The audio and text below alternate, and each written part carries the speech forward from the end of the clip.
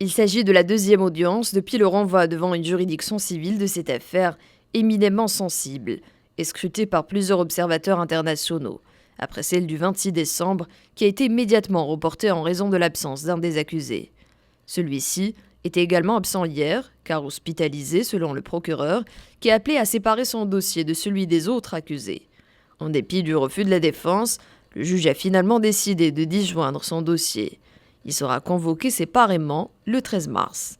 Le procès des autres mises en cause reprendra ce matin.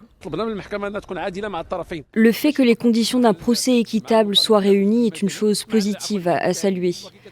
Il y a une grande flexibilité de la part de la justice envers les accusés, dans la mesure où ils jouissent de toutes les conditions d'un procès équitable, alors qu'il existe une atteinte aux droits de la partie civile.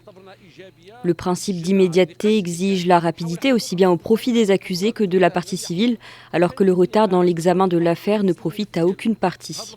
L'audience d'hier a porté donc principalement sur l'identification des mises en cause et sur des points de procédure relevant de la forme.